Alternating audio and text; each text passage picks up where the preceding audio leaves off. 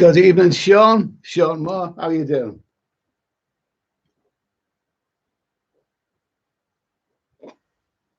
Oh, two people here. Lovely. Oh, very, very nice.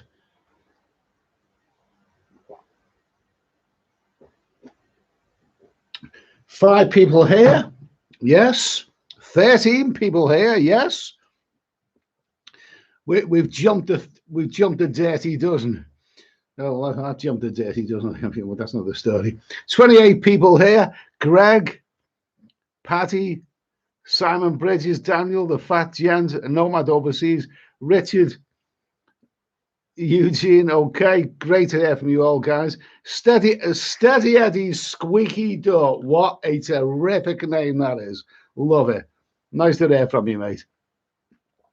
Derek, Mac, R Kid, Happy as Larry, Daniel Thomas, Polte 17, Melton Mowbray Pork Pie. Wow, I love some of these names. Paul Hart, good evening. Billy Pats, brother, is that brother also? Whatever, nice to hear from you. Paul Hoskin, always nice to hear from you, mate. Alan Hunter, Paul Powell. Paul Powell, bet you're glad you didn't boot Mexico. It's all gone on the red list. Yeah, it has, hasn't it? It has, hasn't it? I've got to talk about travel in a minute. But yeah, Mexico has gone on the red list, which means that anyone going out to Mexico from the UK, on their return, they will have to stay in a 10-day hotel quarantine, a special quarantine hotel in the UK when they come back. And that price, I believe, I'm right in saying that price has actually gone up. It was 1,750 quid. I read somewhere that it's now well over £2,000. I heard a news story of a family, a woman with a few kids. I don't know how many people it was exactly, but they went to Mexico, and now while they're out there, it's turned to the red list, and now they are facing a £5,000. That's about 7,000 US dollars quarantine bill if they come back, plus obviously 10 days stuck in quarantine. So it's not good. Damon Simmons, good evening. Poppycorn, evening, Ed. Dodged a bullet by not going to Mexico, mate. Yeah. It's dreadful. Good evening, I've seen that anyway, Poppycorn. Always nice to hear from you, mate. Hey, Jose. Hi, Ed. You heard about the 20,000 cases in Thailand? Is there any good news anywhere?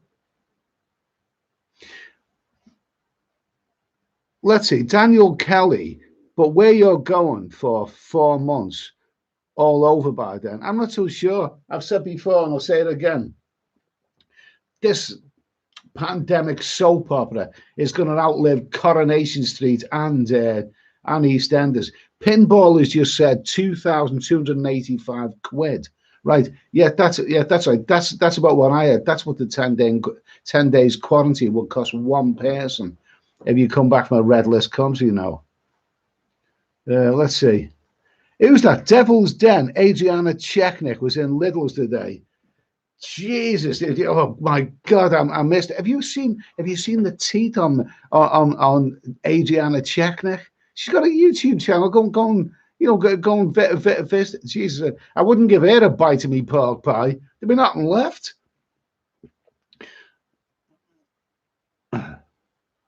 Carl Tiffany, but any country could go on the red list now. This is the risk you take now with. Who's that? Who is that? Come on, I've got to see that one there. Polte 17, not seen my son for over 2 years. He's in Melbourne. That's very sad, mate. That's very sad. My thoughts are with you. You know, Australia, I'm sure it's a very, very desirable country. A lot of British people would love to visit Australia or maybe live there. I'm sure it's a very, very desirable country. But, you know, their lockdown is very, very severe. And that it's very, very draconian the way they're not allowed to leave the country. They're very, very strict rules there. So cheers to anybody in Australia. My thoughts are with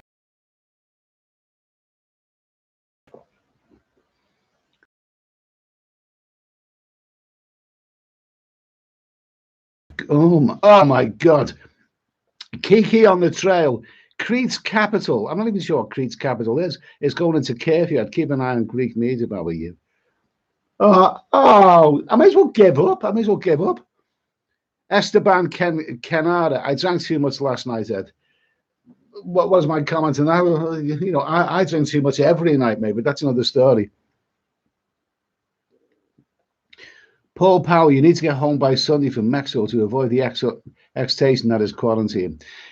I've thought all along that Mexico has been, you know, telling porkies about the true figures of the antivirus.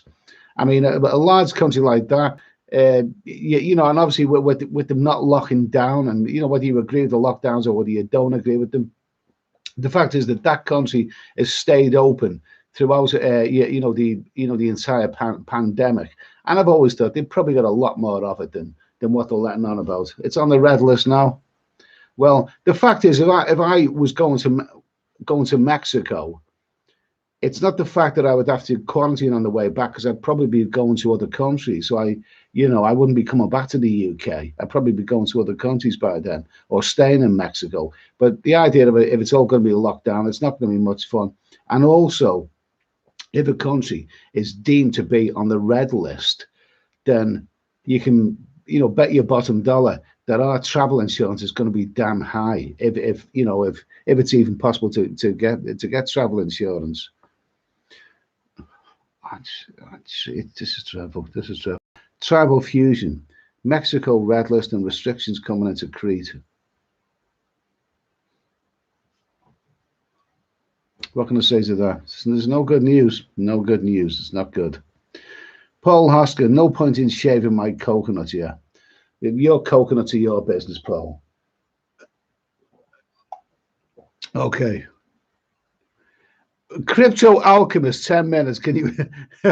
No, that's good, mate. Can you extend your quarantine if you are enjoying your hotel? That is bloody good. I should imagine you probably could. Yeah, you probably stay there for as long as you want. Santori, I'm going for 3 months, Ed. I'm getting really peed off now. Okay, good for you, mate. Something wrong. At least condo prices have dropped a little way to you. Yogi Bear, hiya, good evening to you. It was me that put the Mexico comment about it going rev on one of your videos, and it's gone to 2,250 quid, and it's going up again. They say to stop people going. I think Mexico's off the list now. For anyone who doesn't know, I personally have booked a one-way ticket to the island of Crete in Greece, an island I've never been. I thought it's one of the better bets, for being on the red, amber, or green list. I don't think it's actually on the green list at the moment, but I think it's one of the safer places. Some of the other Greek islands are, dark red. It's funny, we're knowing a whole new, a whole new language now. Red, amber, green. What the bloody hell is this all about? But the fact is that Crete looks like one of the safer bets, as well as being a place which I've always wanted to go there. Now, I've booked a one-way ticket for Monday, September the 6th. And the reason I've booked a one-way ticket, because I'm not sure when I'll come back. Actually, the plan is not to come back to England for a very, very long time. In fact, maybe right spring.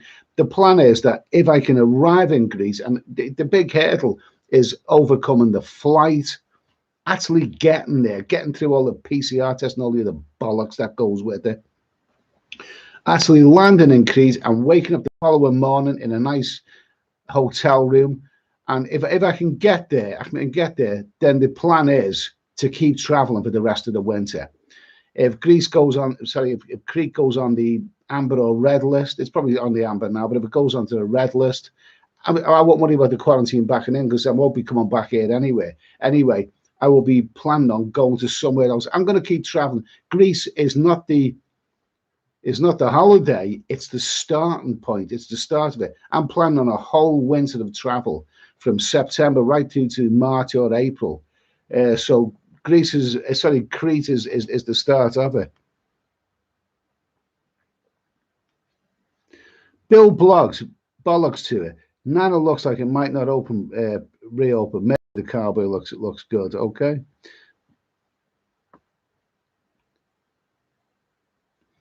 Respondent, giving you a big hello from Minnesota. Thailand is a wash until 2022. It doesn't look good, does it? It doesn't look good at all. I mean, apparently that Phuket sandbox, I have heard that they've had 14,000 people in the first month. That may sound a lot, but it's not nearly as many tourists as a place like that should be getting. And also, a lot of the bars are closed, and it's not good. It's not good at all. Neil, Ed, do you drink gin? Now and again, you quite like gin.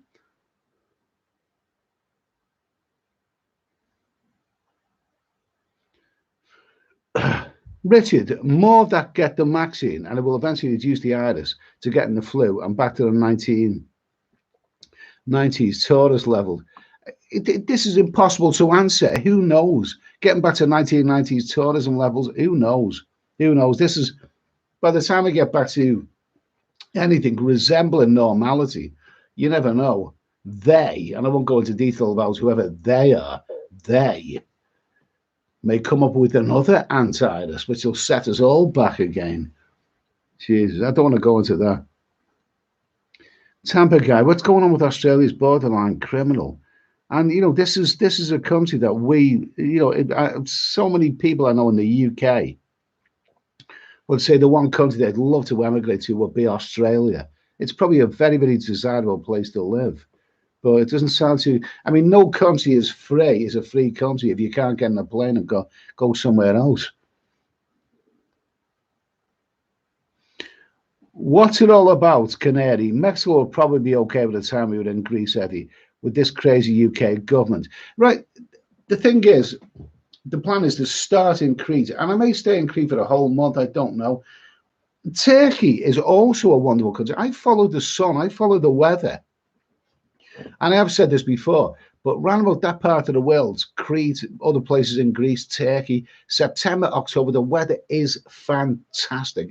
It's absolutely wonderful. It's extremely well. Turkey are having wildfires right now in the southwestern parts of Greece. Extremely hot right now.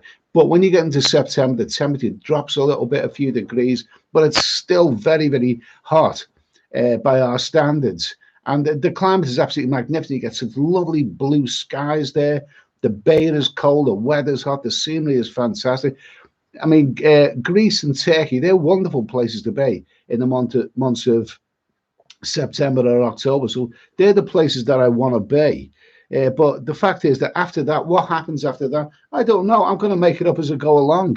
The fact is you can't plan anything right now. What I want to do is basically just look at which countries are going to cause me the least hassle. Which countries will I not have to quarantine in? And basically which countries are going to be welcoming to tourists. And whichever countries they are, and I don't know that at this moment in time, but they're the ones that I'm going to be going to. Preferably warm countries. I don't want to be going to bloody Russia or Eastern Europe in the wintertime. I don't like cold weather. Don't like it. George West, Eddie, do you miss Cambodia? Damn right, I miss Cambodia. Wonderful country. Siem Reap, very, very delightful, charming town. Really, it's hard not to like Siem Reap. I've never met anyone yet who's been to Siem Reap and who doesn't like that place. Phnom Penh, it gets a mixed reaction. Some people like it, some people think it's a dump. But I think it's a great, characterful city. And for the capital city, it's surprisingly laid back. And I've had some amazing times in Phnom Penh. Fantastic.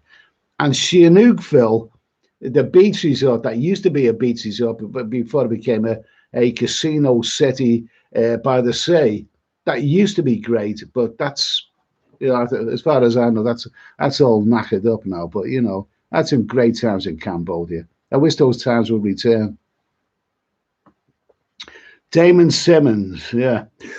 I did read about what you said. We're not going to repeat what you said, but I did read. I did hear about it. It sounds absolutely dreadful, absolutely dreadful. Those things have happened before. They're not unique. That's not a unique occurrence to what happened to that poor woman. It's not unique. I mean, there's an island, I think, hotel where they've had several murders, and it's truly dreadful. But I'm kind of wondering, is the current desperation linked into that in some ways. Because the fact is that at this moment in time, there's a lot of people in a lot of those developing countries which who have got no money, and it's very very sad. But there's certain people, when they've got no money, it makes you desperate. It is quite dreadful.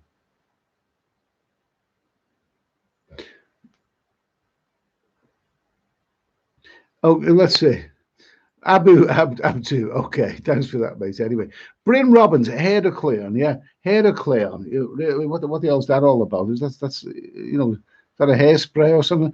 No, no, hair to Cleon. Oh, apparently that's a place in Greece. Oh, is that the capital of Greece? Sorry, is that the capital of Crete? Perhaps it is. Perhaps it is the capital of Crete. Maybe that's the place you mean, which is going up onto a curfew. I'm going to be flying out in a month's time. It will be 4 weeks on Monday. I say I'm going to fly. I'm going to be flying out there now. We don't know what's going to develop. Even if it goes a little bit backwards with the lockdowns and whatever, I still am planning on flying out, unless of course my flight gets cancelled.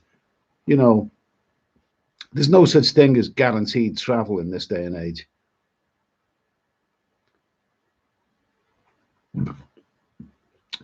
Andrews Wallen, Phuket on the 14th of August. Well, that's not far away. That's next week, isn't it? I hope they start allowing beers in the restaurants again, at least. Well, good luck to you, mate. If you're going out there, good luck to you. Dixie Enormous, nice to hear from you.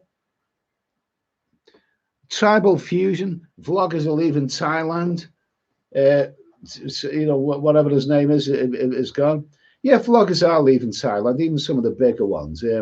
They're leaving Thailand simply because how many vlogs can you make about people queuing for food? And they are truly, it's heartbreaking. I've seen the videos of Thai people queuing for food on Beach Road in Pattaya. It's absolutely dreadful. Vloggers are leaving there because it doesn't seem that there's a great deal happening right now. And how many videos can you make about the dreadful situation? Ben. Yeah, Ben is in Mexico City. Well, good for you, mate. Ben, everything is normal there, guys. Don't believe the British media. Okay? Well, I wouldn't believe. I wouldn't believe the British media. Jesus Christ, definitely not. Definitely not.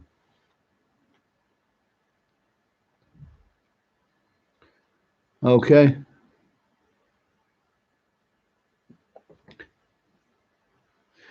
Shaguar E-Type. Whoa, an E-Type Shaguar. Whoa, that sounds like a sexy car. An E-Type Shaguar, okay? It's not just Mexico. Many other countries are lying through their teeth. Yeah, I think you're right there. I think you're right. I think India. I think India was personally. I mean, how could a country which has got 1.2 billion population, for a long time they were saying they had less of the anti-virus than America, which has got about a quarter of the population. And we all know the way people live in India, crammed into bloody houses and trains and whatever. I think a lot of countries are lying through the teeth. Scotty Amore. Hey, there's not just Mexico, which is good. Panama, Jamaica, Cuba. I'm not too sure about yours, but Cuba. I mean, do you mean Cuba with the C? I mean, that's a great country. Never been to Panama. Belize. I've been to Belize. That was all right. Kenny Wilshire, you're not coming back. Best news I've heard all day. Cheers to you, Kenny. By the way, I've been doing a little bit of shopping at not Lidl's, but Aldi today. This here is Hobgoblin, yeah? Hobgoblin. First time I seen that name, I was for some reason I thought about goblin teas made, but that's another story. Ruby 4.5% beer. It's actually quite nice, actually. And not only that, but premiering on this live stream tonight for the very, very first time ever is an Aldi pork pie. And I haven't had it yet. We're gonna premiere on this program, so I'll be giving my opinions on that one. It's circus then. Get over to Amsterdam for a blowout. Oh, okay. Jesus Christ. It's What's happened? Whatever happened to Amsterdam? I don't hear anything about that place anymore. What I do know about Amsterdam is that those flyby flights, which I used to love, I mean, they were all rickety propeller flights, I mean, they were so old, those flights. I mean, someone took the steps away and the bloody plane fell over. I used to love getting a flyby flight from Exeter Airport to Amsterdam. Dead easy. In fact, I got to know Amsterdam really well. You get off there at Schiphol Airport. You get the train to Central Station. Get my tram to my little favorite little hotel in Amsterdam, and then you head to D Wallen, which is the ladies in the window area, and all that. I got to know Amsterdam really, really well. I miss Amsterdam. Love it. Loved Amsterdam. What's happening? I don't know what's happening with Amsterdam right now. I haven't even looked at it.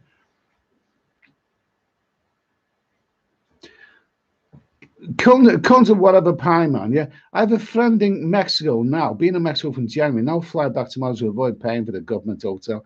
Jesus Christ! As if that quarantine hotel, 10 days quarantine hotel, isn't bad enough. From 1,750 quid to now, what was it? Is it 2,250? Oh, bloody hell! It gets worse. Gets worse. Michael Genius, good choice, and Crete is amazing. Thanks for that, mate. Thanks for your positivism.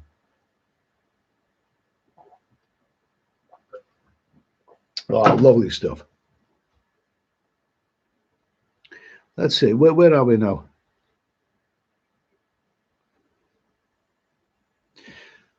Darren Jarman, travel insurance has doubled.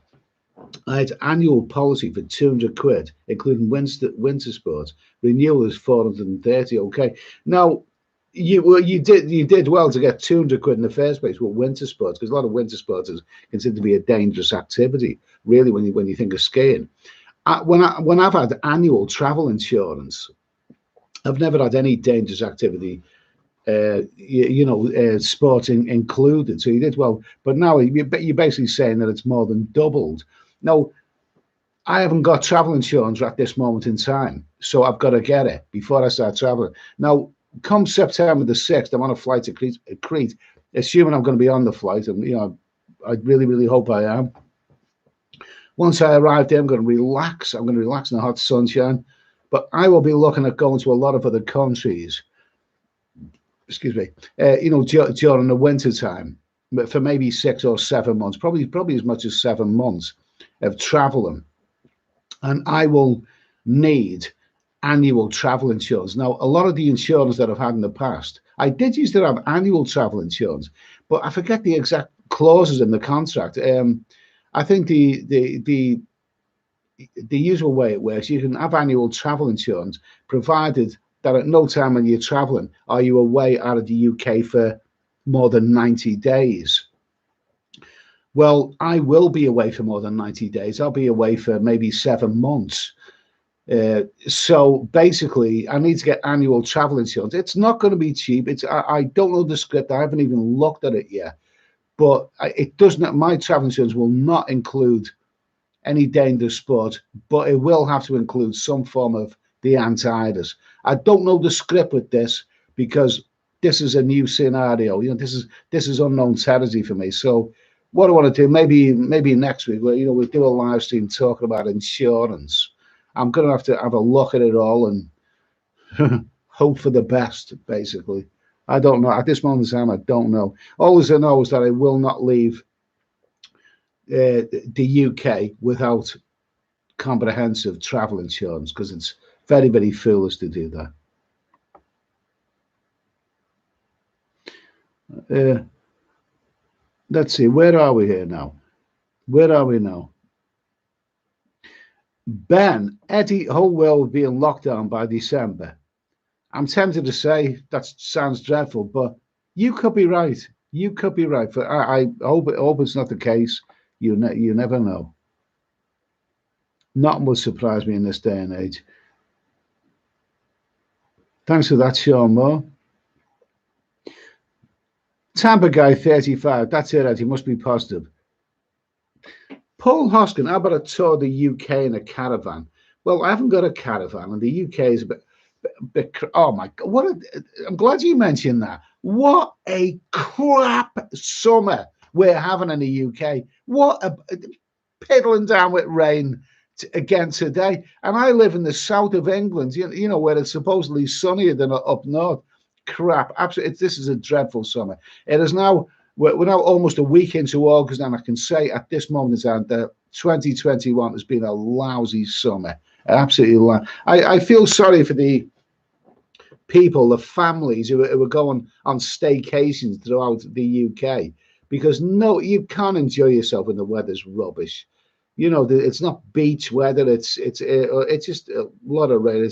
In Britain, there is only one rule with the weather: you get what you're given. It must be one of the most unpredictable climates in the whole world. Sometimes you get glorious long hot summers. Other times you get crap summers. Well, this is a crap one.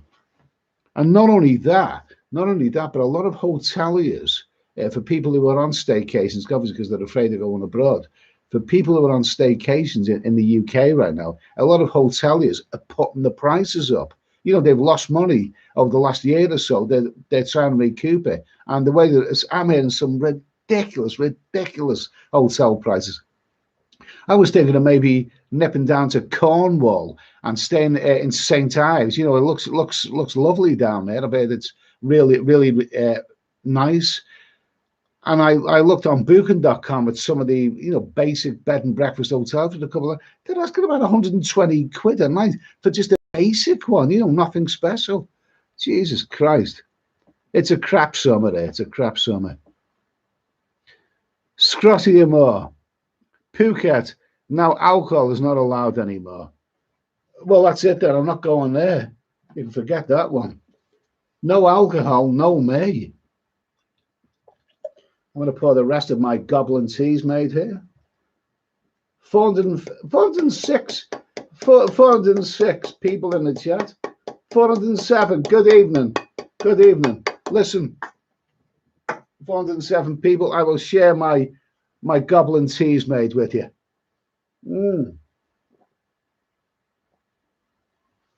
That's a very nice beer, that. Very, very nice.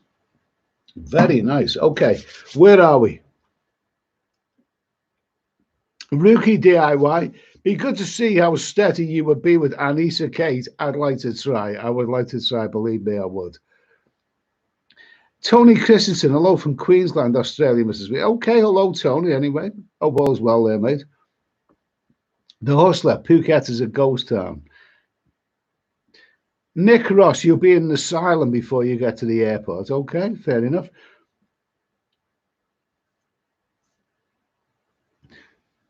Jack Cooper, the baht is crashing. When you get back there, it might be 50, 60 baht to a pound again. 38 was a joke. Well, it's all very well, isn't it? I mean, I am actually in some, believe it or not, some surprisingly positive reports about the Thai baht is going down, so it's better value for us with the UK pound or the US dollar. Well, it's all very well if we can't get there, isn't it? You know, I mean, we need to be there to appreciate all of that. And you know, the way things are there now, I can't really, see any good there. Philip Mulville, steady pen, an Antidas poem. Peace, mate. Okay, thank you for that, Philip Mulville. Okay. Would I write a poem about the Antidas? Well, I suppose there's a lot of things that you can do with rhyming, isn't it? But I don't know. It'd be a bit of a depressing one. That be a bit of a. I will dig out a couple of my old poems and I'll sort of perform them. I will perform for you one of these nights. Michael Janias, Australia's lost the plot. Oh well, I hope you find it again.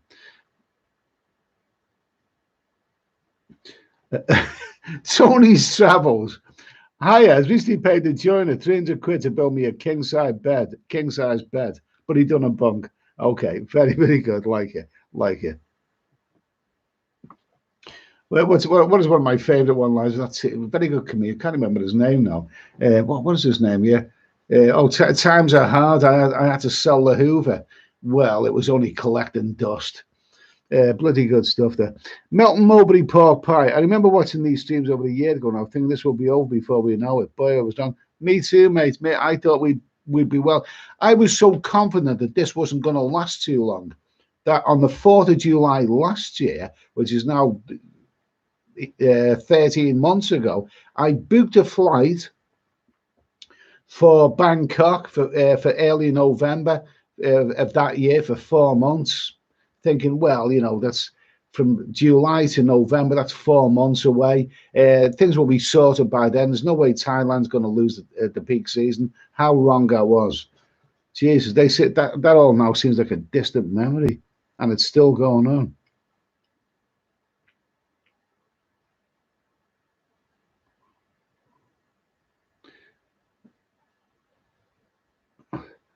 A nomad overseas, not sure of any familiar with. I don't know of that. I really don't know of that that channel. I don't know of it. I don't know of it. Martin Lees, what travel insurance do you use for long trips? Now, we've got to do a live stream talking about travel insurance because it is a very, very important subject, isn't it? It's an important subject. You've got to have travel insurance. Martin Lees asked me what travel insurance do you use for long trips? Well, I used to have annual, well, I think I still have annual travel insurance, but I used to have it in case I went away for the whole 6 months. You know, whereas in recent times, I haven't done 6 months at it in a block because it gets a bit over the top. So I've tended to break things up and maybe do 3 months. In recent years, I've you know, I've done travel insurance where I can just maybe go away 3 months at a time, and that's fine. It's usually being reasonable value. You ask me what travel insurance I use. Funnily enough, I've used it. Surprise, surprise. I have used. Am I advertising by saying Asda? I've actually used Asda travel insurance. I like the idea of using travel insurance from a big name company because I feel safer with them, and it's not that expensive, and you're better having it than not having it. But right now with the antivirus, it's a different kettle of fish right now. So I have not got travel insurance at this moment in time. I need to get it before I leave the country. So we got to do a live stream about this and talk about this. It's the travel insurance is a very, very, very important subject for everyone.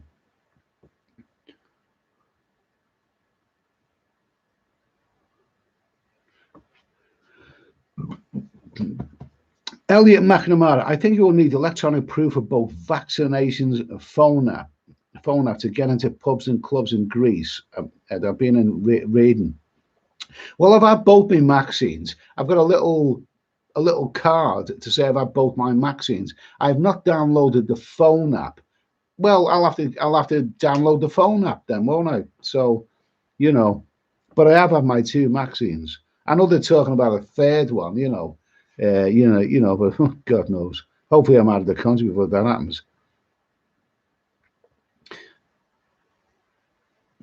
Skylu, greetings from Canada. What's your monthly budget when traveling? That's an interesting question, that one. Monthly budgets. I'll tell you something. Wherever I go, and I've traveled through South America, Southeast Asia, many other countries. Obviously, Europe will be more expensive. Whatever you do, Europe's going to be more expensive. But for places like Southeast Asia or South America, I'll tell you what it's easy to say what my daily budget is. My daily budget often works out at about 50 UK pounds a day. Now, some places you will go to are, really, really cheap. Some places are a bit pricier.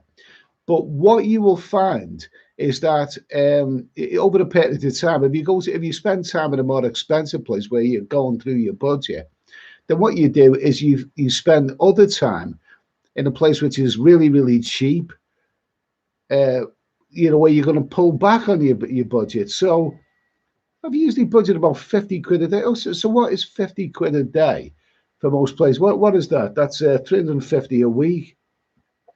And this includes everything. I'm working it out, mathematically to include about everything. So what was 50 quid a day? What's 50 quid a day? So is that 1,500 quid a month? Is that 1,500 quid a month? So for 3 months, that will be, something like that. Something like that. But that's the thing, you know, if you're budgeting for travel, I once spent, you know, 6 months traveling on South America. The whole lot of it, including the flights, absolutely every last detail, came to about £10,000. So if you work that one out, you know, it's you spend more money in places like Rio, but then you go to more smaller towns and you can pull back on your budget, go under your budget. Let's see. Ian in Turkey, where the fire.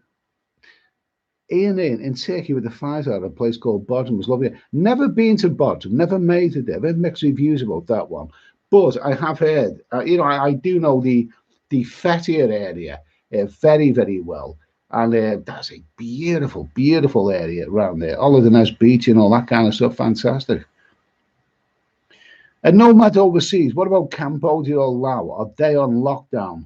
It looks to me like they are. I mean, you know, Cambodia, Laos. I've only been to Laos once, and I wasn't really that keen on it. I don't know too much about that at this moment in time. But Cambodia is, I won't say it's on lockdown, but I mean it's very very restrictive right now. It's not on the cards right now. Definitely not at this moment in time. Cambodia is not on the cards, and neither is Vietnam. So we just got to be patient and just hope things improve. There we go. Okay. Philip Ford. I'm not optimistic about the autumn. I think we're stuck with this insanity now. I think everyone suspects we'll be back in lockdown. God don't matter. It's dreadfully depressing, mate, but you could very, very well be right. So I'm not gonna, you know, I'm not gonna slight you for that negative stuff, you know, because you could be right. You could be right, mate.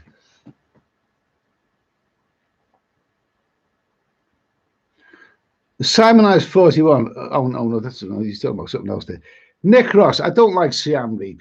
Well, you're the first person I've met who doesn't like Siam Reap because everyone else loves that place. I love it. I would love to be in Siam Reap right now. Well, right now it would be in the rainy season, but in the winter time, Siam Reap, we got to know that place. Oh, that's a great place. It's a little town, lovely, lively little town, very, very charitable, very colourful.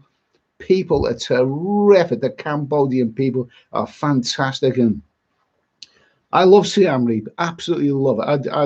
I would love to be there right now, except for the current circumstances, of course. But great times, terrific. When things are back to normal, visit Cambodia, visit Siam Reap, Phnom Penh. Sihanouk, Phil. Well, it's never going to be what it was. Yogi Bear. Simon Goldbridge, yeah, Edwin, yeah, doing vids for you know it makes sense. I absolutely, I am really, really looking forward to making more videos. I really, really am. You know, I miss the creative stuff of getting out there and making travel videos and all that. Funnily enough, I did actually make a video yesterday, so an actual video, because don't forget a lot of the people who subscribe to this channel don't watch live streams. They watch the videos, but they don't watch live streams. So I haven't made many videos in recent times, but I've got one coming out this weekend. I'm going to put it together yet, but you might like it. It's got me. It's a video where I'm wandering around this very, very charming town in southern England, do my traditional moaning and groaning and whinging and all that. I think you'll like it. I think you'll like it. Coming out this weekend. Yogi Bear, you have to deposit 3,000 on entry going to Cambodia. This was last year's news, wasn't it? And it's still the case. A nomad overseas, Melton Mowbray pork pie. Is it okay? Oh yeah, okay. Chazza 50. I'll tell you what, I've had a couple of I'm gonna nip through this. A couple of people give me super chats, which is I'm very, very yeah. Who gave me that super chat? Oh, Texas Drive. Okay, thank you for that $15 super chat. I really, really appreciate that. I didn't notice it before, you know, but cheers to you, mate. It's much appreciated. Hopefully that'll get me a few beers in Crete and other places. Thanks for that, Texas Dave. I'd love to go to Texas. I will. I've heard great reports about that place. I would love to go there. And also, Also, who else we got? We got Tucson. We got Tucson John. We got Texas and Arizona here. Tucson John. Thanks for that super chat, mate. Don't stop these vlogs. I love your banter. Drinking Mexican beer and great Costco spice rum. Cheers. Good for you. Let's read that again. Mexican beer and great Costco spiced rum. That sounds absolutely delicious. Cheers, Tucson John. One of my Facebook friends as well, by the way. So I hope all is well with you. I'm quite sure it is. Lovely to hear from you. Okay. So what else have we got here? What else have we got? I think I'm behind with the chat here. Barrett and Christian, hey Eddie, where are you off to? I'm starting in Crete, okay. Oh, do you know what? Even when I say at this moment in time, and this is terrible, even when I say at this moment in time, I have a flight booked for the 6th of September for Crete. I find myself unable to say I'm going to Crete on the 6th of September. I can't say that because we all know this bloody situation, this dreadful situation of flights cancelled and everything else cancelled. I have a flight booked, a one-way ticket to Crete for the 6th of September, and that's for starters. I'm not looking forward to the flight. I'm not looking forward to all the rigmarole, the PCR tests that go with it. I just want to get the whole nasty ordeal over and done with. And when I will start celebrating will be probably the following morning when I wake up in a hotel room in Crete in a nice sunny, warm, hot, sunny environment. That's when I'll start being a bit more positive. I need to be there, but actually getting there, that's the difficult bit. It really, really is. Niall Lem, we're going to your old ones one by one. Thanks for that, mate. Appreciate that. I appreciate that.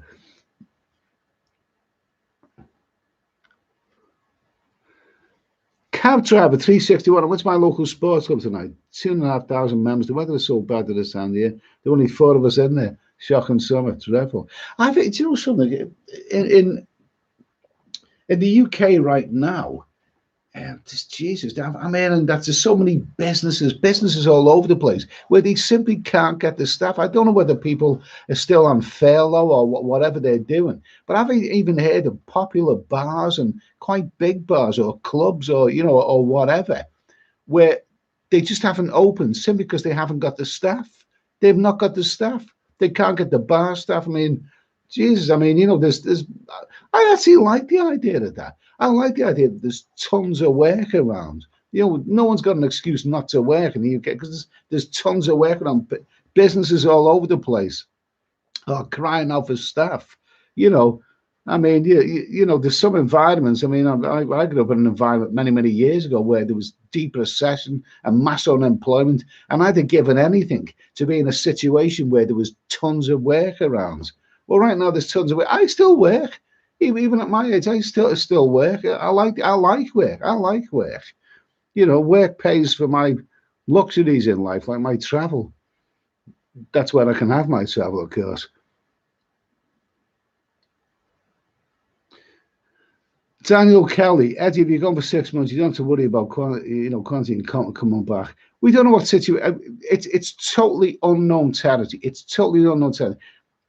Do you know something? In the past, in the olden days, I could plan for going abroad for 6 months. And even before I left to begin that 6 months, I could tell you exactly where I'm going. I could have said, I'm going to 6 months. I'm starting in this country. I'm going to go on to that country, that country, that country. I'm going to do this, that, and the other. And I would have done that. I would have followed it right through planning. I love planning. I'm pretty good at planning. I make plans happen, fine. Right now is a moment in time when you can't really plan anything because you don't know what's going to happen. All as I know is that I have a flight booked for Crete for September the 6th. And if I arrive there, then that's the start. And after that, my plan is to hop from country to country to country, maybe for 7 months. I'm looking at 7 months. But what are the countries I'm going to be going to after that? I don't know. It all depends on the situation, how that develops.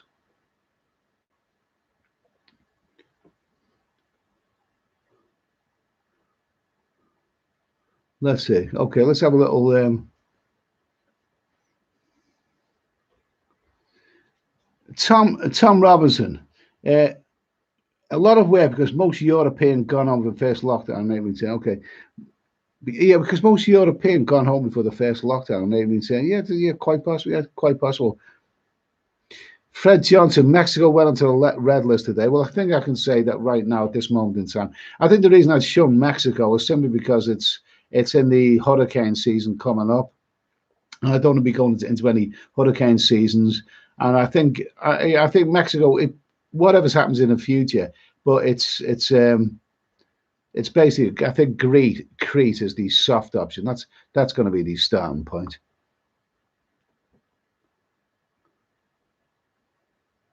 Let's see. Tucson John.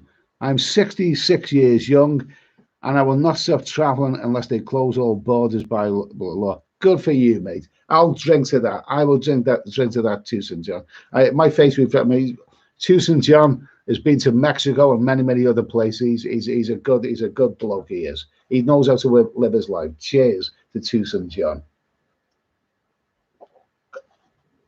I know how to live my life as well, except right now I'm not. I'm not doing it right now.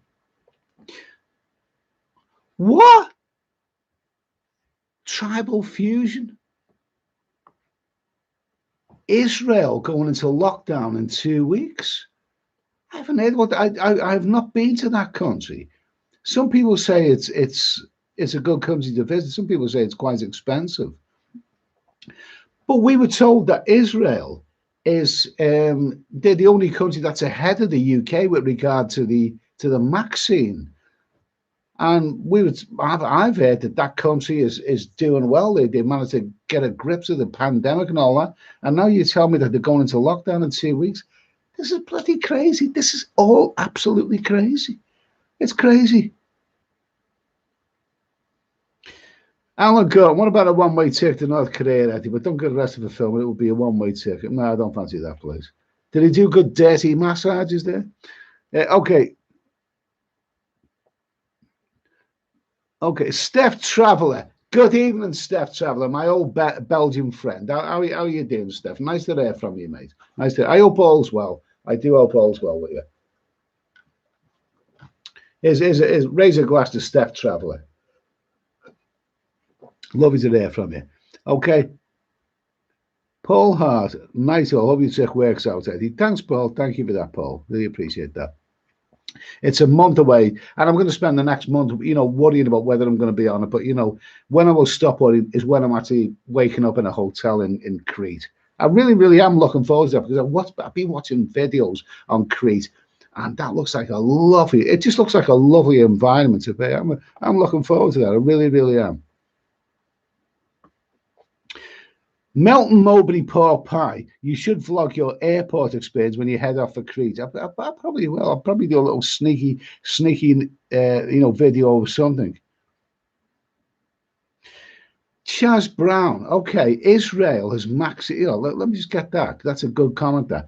Chaz Brown. Israel is vaccinated all. If they go into lockdown, something doesn't make sense. I agree, mate. I agree. There's something that just doesn't add up, does it? Shotty Amor, Israel, all people is vaccinated, so that's crazy. That's so crazy. Jesus, absolutely crazy. Okay, Gazcar, what's time Roger or Dodger on it? Now, I'm glad someone said that because some people like Roger or Dodger, some people love Roger or Dodger, and some people absolutely hate it as soon as I switch Roger. Or someone say, "Oh, that's it. That's it. I'm going to bed. I don't want this." But we're going to do a little bit of Roger or Dodger coming up very soon. Okay. So thanks for asking that, mate. Okay. It's going to be, we're coming up to 15 minutes now.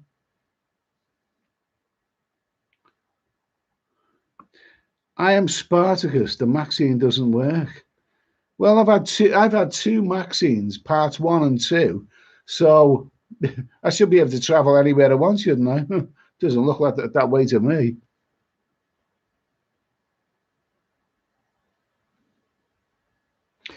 Oh, yeah, that's an interesting point. There's an interesting point there.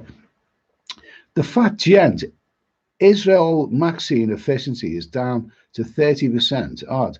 This is due to the 2-week gap between, since our UK and 10-week gap. Well, that's interesting. That's an interesting comment.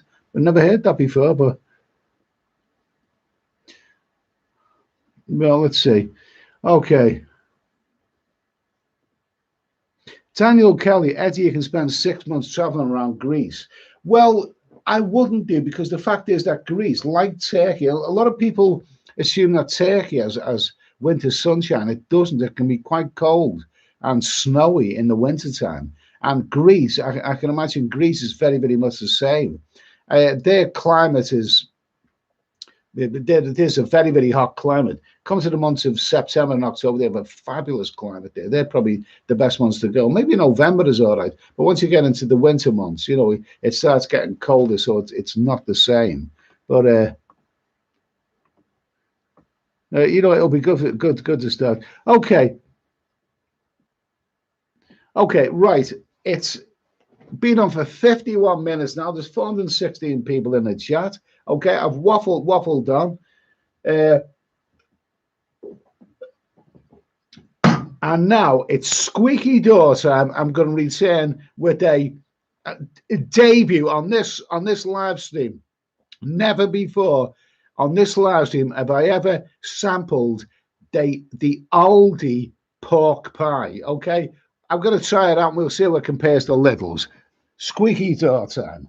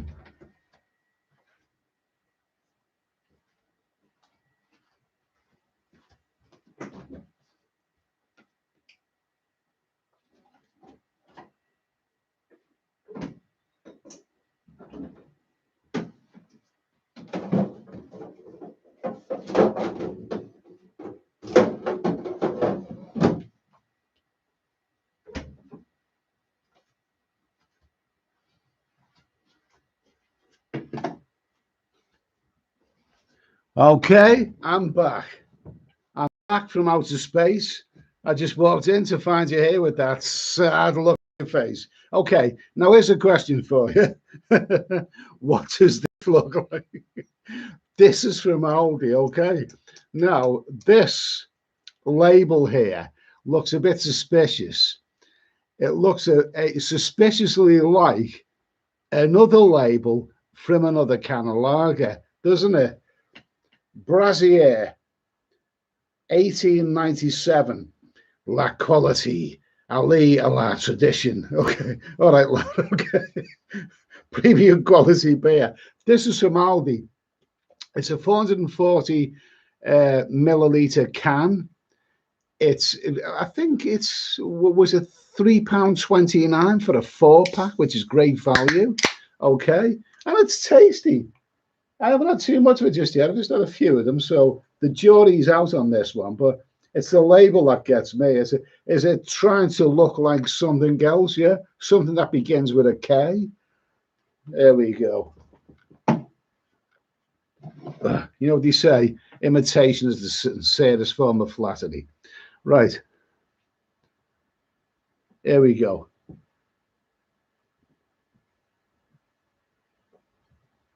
It's got a bit of a sweetness to it. It's quite a tasty beer. It's tasty. It's a nice lager. I mean, some are nice and some are better than others, but this is nice. I can definitely drink this.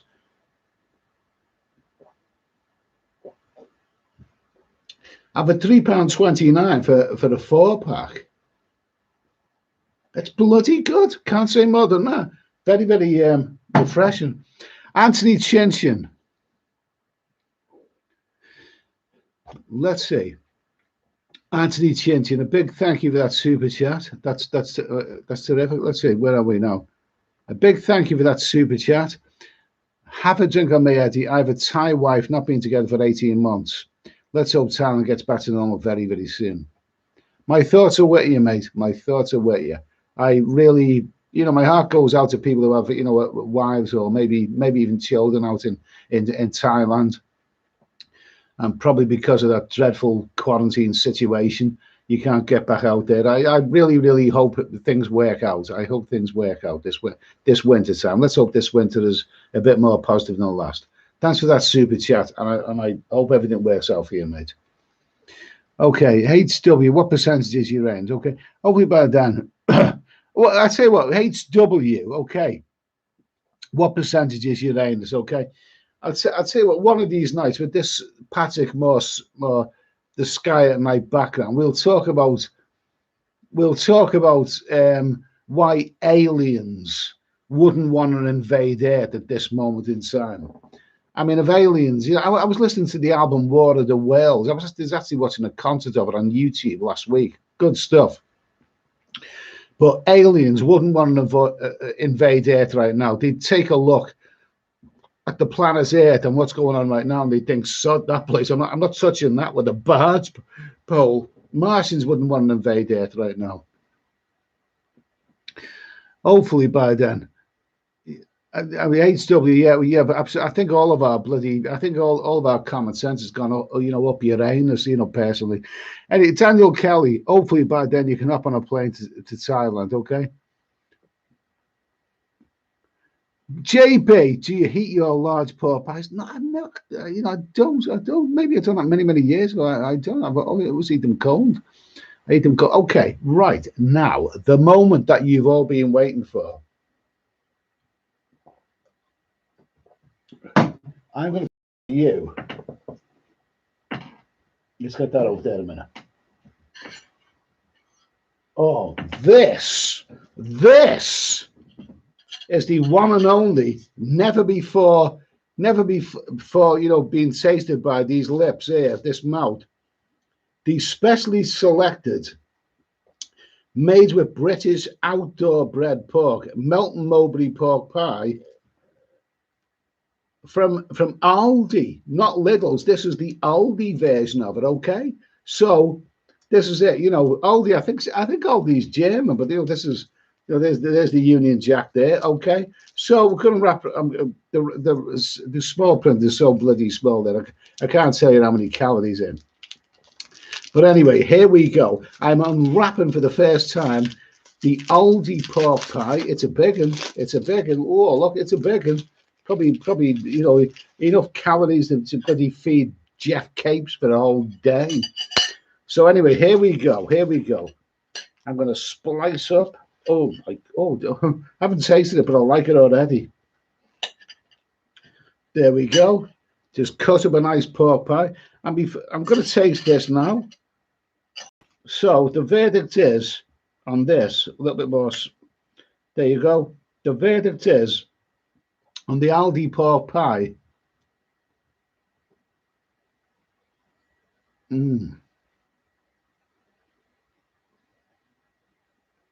Nice. Tasty. You always know when it's good when you can have another bit before you you finish eating the first bit. Lovely. Oh my God, I love it. The Aldi pork pie.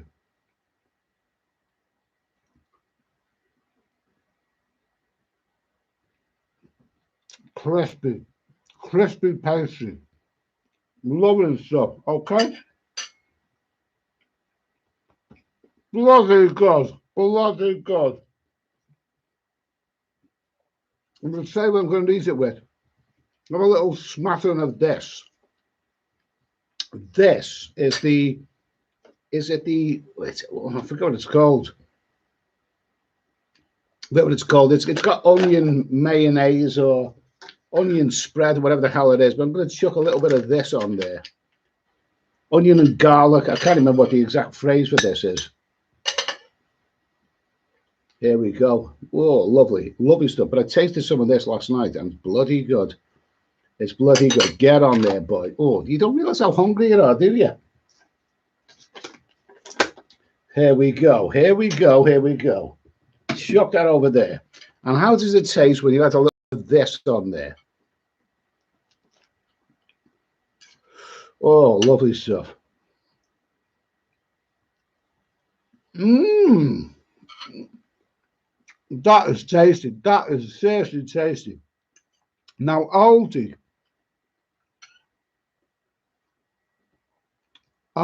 I am not really very used to. I have shopped there before. Well, actually, it took me a long time to get used to Lidl, but you know, Aldi, I've shopped there before. I wasn't really that impressed, but you need to get to know which products that you actually like. Once you find the products you like, it makes you want to go back there again. So, this is an Aldi pork pie. I'm going to take a love it. Oh, it's so crispy.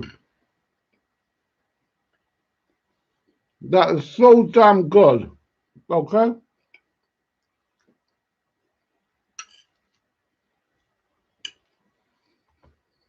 That's bloody good.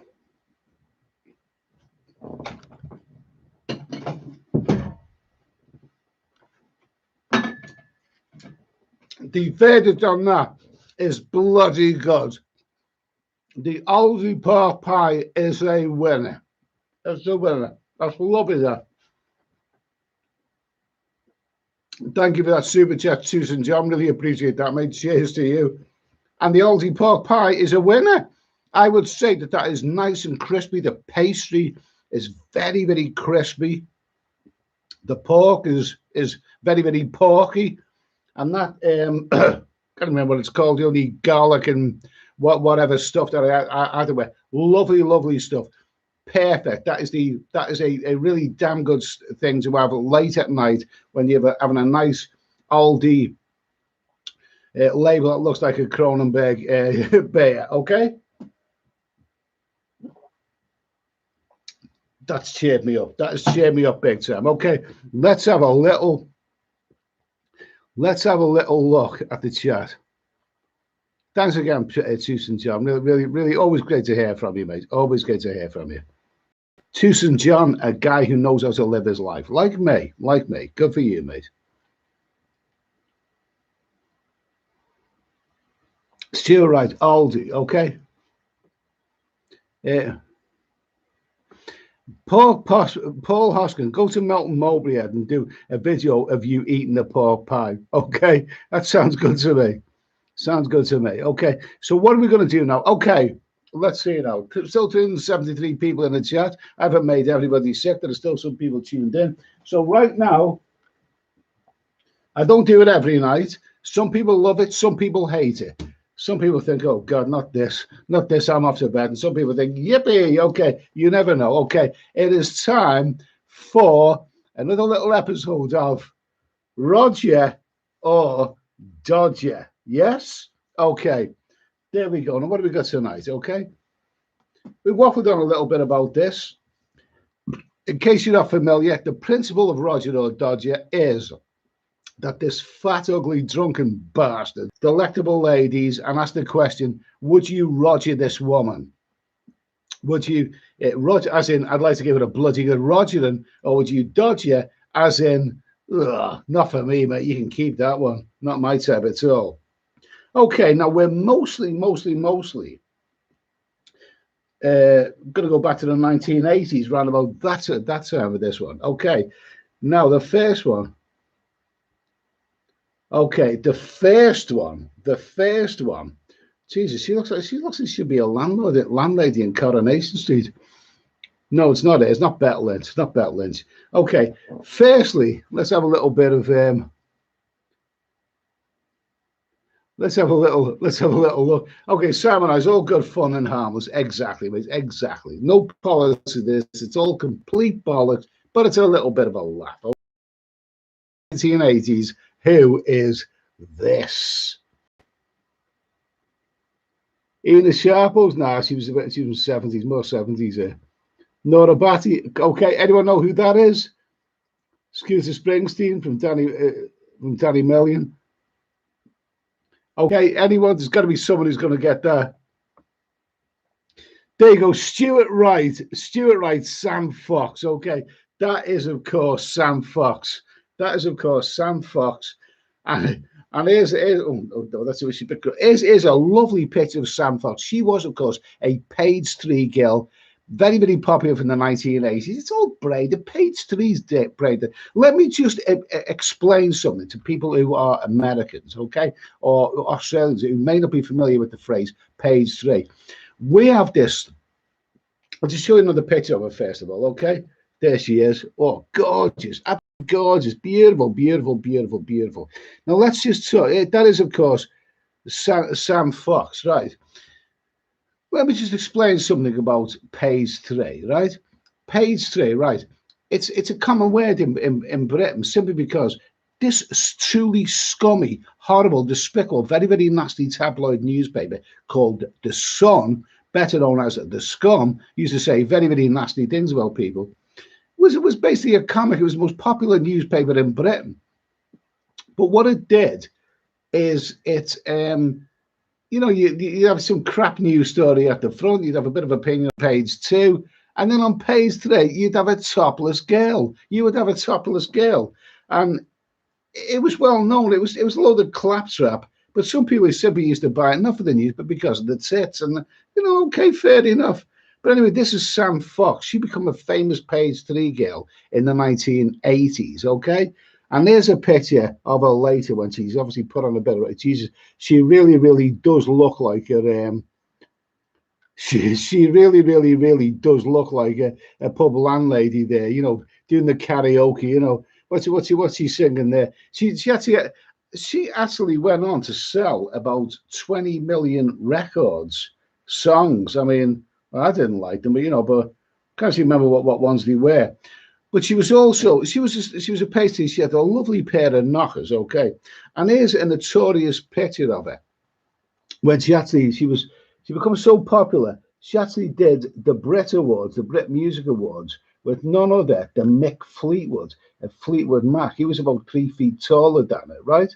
Okay, and it became infamous simply because it was crap.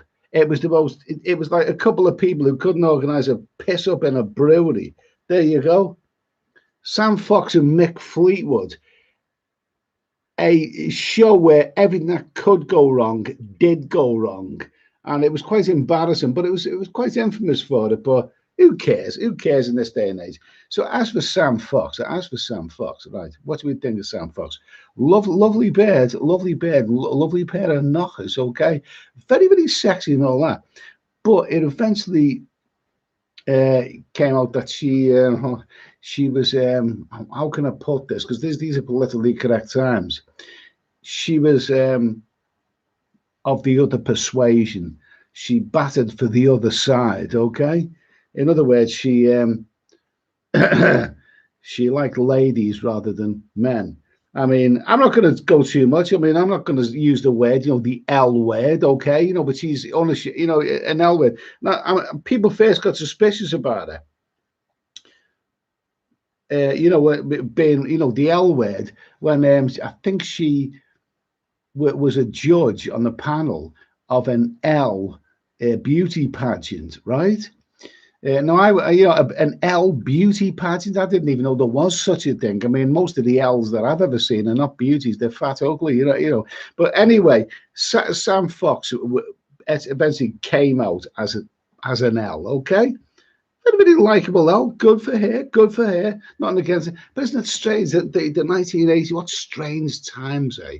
The 1980s when Sam Fox could have had any man she wanted.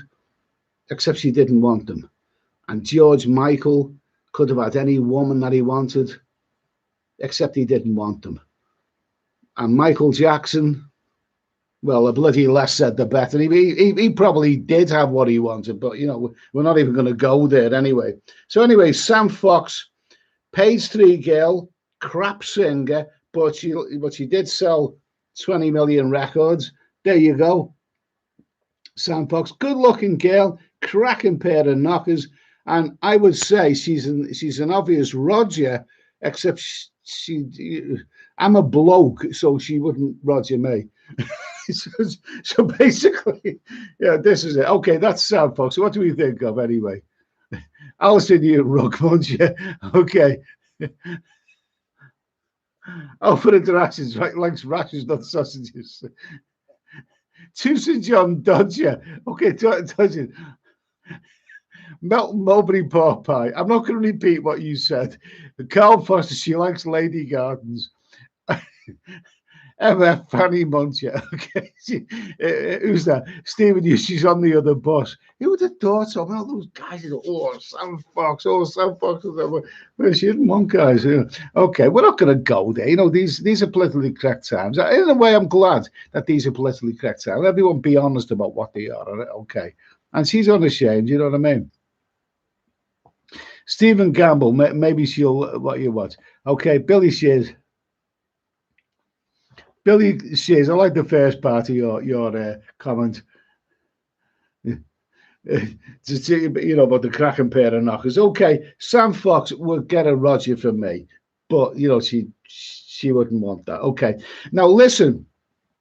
The next one on our list is someone who really I seem to recall got into a bit of a slanging match with Samantha Fox. Okay, so we're going to be. So I'd like you to tell me, who is this? Who is that? Who's that? Anyone? Anyone know who that is? Simon Goldberg. This is disgusting. Oh, come on, who's that? Somebody must know who that is. She's a sexy babe, sexy babe, sexy. Billy Shears, Sabrina, Stuart Wright, Poppycorn, Sabrina. Of course, she was the absolute babe known as Sabrina. She also was somebody who sold 20 million records around about 1989. Except I can only remember once she'd done a song called "Boys, Boys, Boys," and it was in the chart all the time. Oh, it's a bloody annoying song, but what was amazing about it was that, you know, they were not really very politically correct as we are now. And she actually showed their knockers in a video. You know, it was when she was in oh my God, she was in a swimming pool. She was in a swimming pool scene in that video. I'm sure you can still get that video somewhere where a bare knockers, nips were exposed. And Sabrina, what a gorgeous bed. What a gorgeous, gorgeous bed. There's another picture of her there. And music and the singing may not have been up to, but she was Italian, of course. Italian, right? And Italian girls, oh my God. Oh my God. Italian girls, aren't they beautiful? Aren't Italian girls so sexy, sexy, sexy. There's such a glamorous race of people, and they have such absolutely beautiful ladies. There you go. Even a bit grungy there, but what a gorgeous babe. Sabrina was a singer. I think she had a bit of a fallout with Samantha Fox. They started calling each other names, but later, many years later, they got together and made the song together. Can't remember what the name of the song was, but in terms of nationalities, I would rate Italian girls. Well, I've met many Italian girls in that wonderful city of Amsterdam. You do meet quite a lot of them there, you know, in one way or another. But I would say Italian girls, oh my God, they're such a glamorous race of people. They're such a glamorous. What I do tend to find the Italian girls that I met in Amsterdam, yeah, is that they have attitude. They're a tough race of people, and they do have attitude. They have attitude. You know, I said to one Italian girl in Amsterdam, I said, you know, I bet your father's in the mafia. And she says, no, my father's not in the mafia, but my godfather is. She was actually Sicilian. She's actually Sicilian. I met some lovely Love it. Italy was always a country that I always wanted to visit. And Jesus Christ, Sabrina, come on, look at that. Look at that. She's a gorgeous woman, absolutely gorgeous. She is a definite 1000%. All right, I didn't like this song that she made, but the video was amazing. It wouldn't want to Roger that. That is a definite 1000% Roger from me. Okay, Sabrina, love her, absolutely love her. Mm. What we got here? Roger, get the razors ready. You can't say that she's nice and hairy. Okay, I like hairy. I like hairy. Okay, I love hairy. Okay, Pork Pie Pete, Summertime Love was a song, Roger. I'm very hairy. Say, well, I can actually see her hair. I love those Italian. Do you not love those Italian vampire movies with those lovely dusky skinned babes, with their dark hair and their lovely hairy, hairy muffs and all? Absolutely wonderful. Absolutely wonderful. I have nothing but good things to say about Italian girls. Absolutely wonderful. Gorgeous race of people. Beautiful. Okay, so who have we got next? Now here's one. Now people often say that I'm concentrating all years gone by, decades gone by, 60s, 70s, 80s, all that kind of crap. There are some younger people. I mean, to me, 40 years old is young. That's young to me. Okay. So people often say, do something that's going to appeal to the 40 somethings. Okay. So anyway, we're going to come up to date now with a very, very beautiful, beautiful girl here. Who is this? Isn't she a beautiful girl here? Eh? Who is that? Is she a Roger or a Dodger? Okay, anyone know who this is? Billy Shears Dodger. Billy Shears Dodger. Okay, come on, who is this? Someone's got to know who that is. I'll show you another picture of her. Another picture of her. Yeah, there you go. You've got it. She is the really, really beautiful. She's a beautiful girl, no doubt about it. Is Taylor Swift. Now, what can I say about Taylor Swift? She's a absolutely beautiful girl, and apparently she's one of the most successful singers of all time. Apparently she's still sold something like 200 million records, all this kind of stuff. She's absolutely, absolutely beautiful, glamorous girl. But is she a Roger? Is she an obvious Roger? Being a Roger is really not just about being really beautiful. This is in a bit of one of the more raunchy poses. Now, of these 200 million records that she's sold, I think she's hugely successful. I think I've heard about one of those songs, and she's probably a very good singer. But it's not for me because this is a young. I got to admit, this is a younger generation. I don't know how old she is now, but she's a very, very glamorous girl. Sorry, so glamorous the wrong word. She's very, very nice, beautiful looking girl. It's a beautiful, exotic. I'm using the wrong words here. No, it's a very, very athletic body, and I'm sure many, many young men would think I would love to marry her because that is a gorgeous. She is a gorgeous woman, but McScooty's just said it. He's just said it. Not sexy. Not sexy.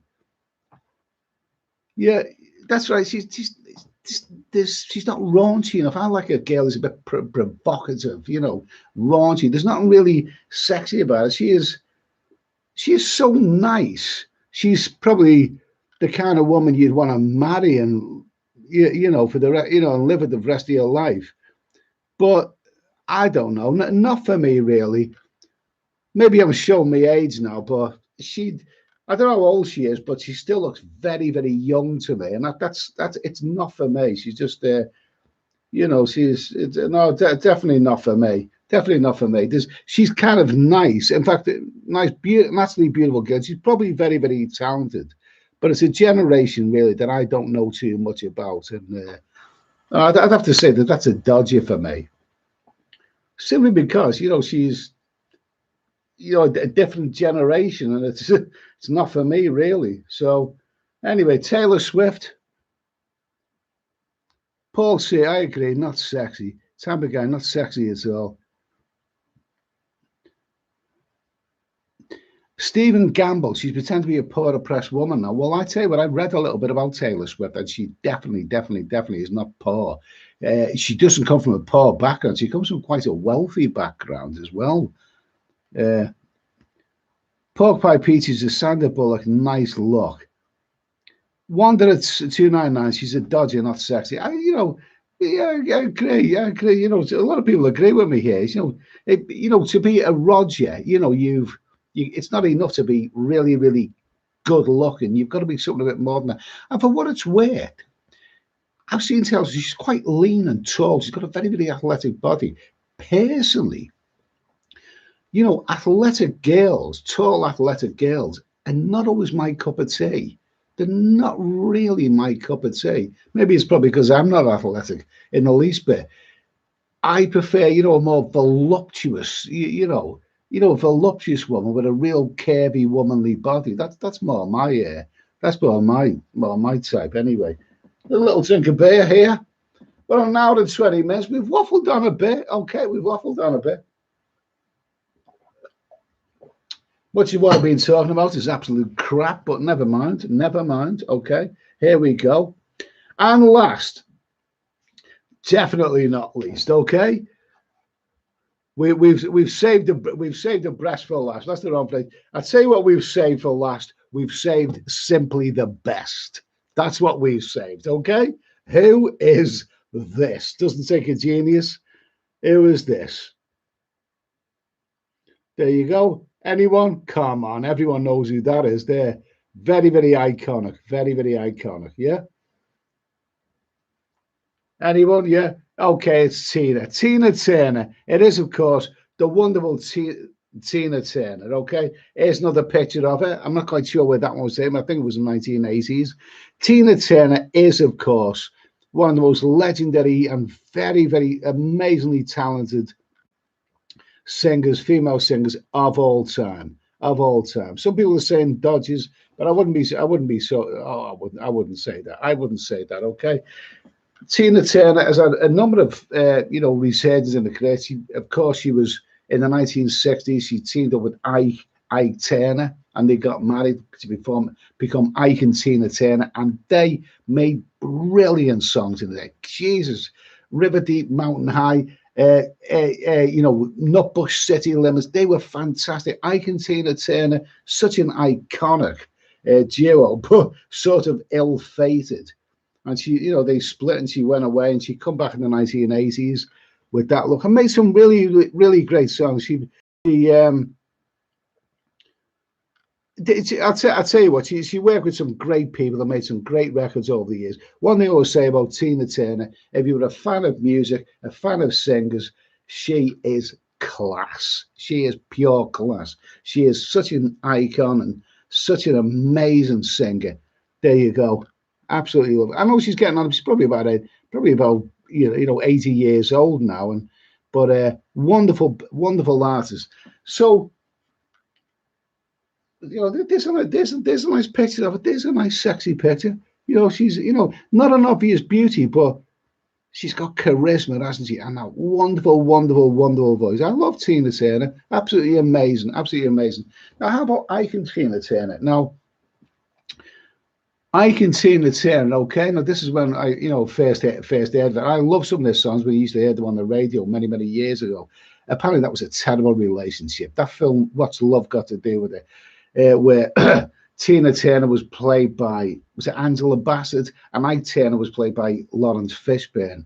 Now, anyone who's seen that movie and knows the story of it knows that relationship was a dreadful relationship. I mean, they performed great records and they were iconic and they were hugely successful, but the reality behind the scene was really dreadful. I mean, I don't want to go too much into detail, except that he was not a good man to her. And apparently, they what I was reading is that when Ike Turner knew that the film was going to be made about his relationship with Tina Turner, he met Lawrence Fishburne, and I think he said to Lawrence Fishburne, "I hope you portray me in a good way," and all this kind of stuff. And basically, when the film came out, Ike Turner was absolutely horrified because it showed that he was not a good man. It was dreadful. I don't want to make light of a situation like that because so many women live in abusive relationships like that, and I don't understand that. I don't understand how a relationship like that could really exist. I don't understand why men could treat women like that in a relationship. If you don't like your woman, just get out. But you know, it was dreadful. It was fairly dreadful. So I'm not going to make light of that situation. You know exactly what I'm talking about. But what I will say is that Tina Turner, I've never really looked at Tina Turner. You know, here's a picture. Here's a picture of them together. They made such wonderful music in those days. From the Motown stuff to Ike and Tina Turner. Jesus, there was some really great artists, some great music about in those days. There really was. Okay. Another picture there. Here's another picture there. Jesus Christ. You know, even now I can still watch Ike and Tina Turner videos on YouTube and the amazing songs that they were part of. Amazing. But I don't think anyone really knew at the time, you know, the sadness that was behind that relationship. Okay, enough of that. Enough of that. T. St. John, I bet it was a good about Ike and Tina Turner. Thanks for that, mate. Anyway, let's see. Yeah, okay. We're getting into controversial stuff here. We're getting into controversial stuff here, so I don't want to go into too much doom and gloom. But as for Tina Turner, what do we think of Tina Turner? Well, she's amazingly talented. I've never actually looked into the way of basically a Roger, but I will watch her videos, and she's wonderful. So she's got to get the thumbs up from me. Okay. Paul C. Eddie, I don't understand why a man can be abusive to his partner. I don't understand that. I don't understand that either.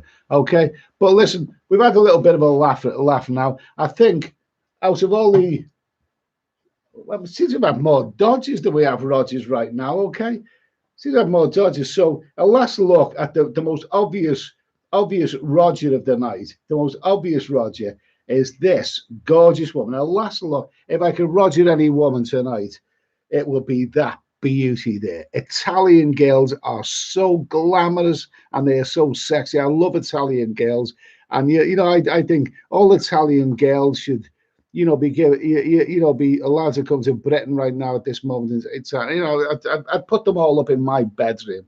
Absolutely. Oh, isn't the picture? Isn't the picture? Isn't the picture? Oh my God! Oh my Sabrina, she is definitely the Roger of the night. Absolutely Roger. Absolutely, Roger. What is it? I'm talking rubbish now. Definitely. Another picture of Sabrina. She is definitely the Roger of the night. Okay. There you go. Poppycorn. Sophia Loren. Of course, Sophia Loren was a gorgeous woman, but that was going well back before my time. Okay, well back before my time.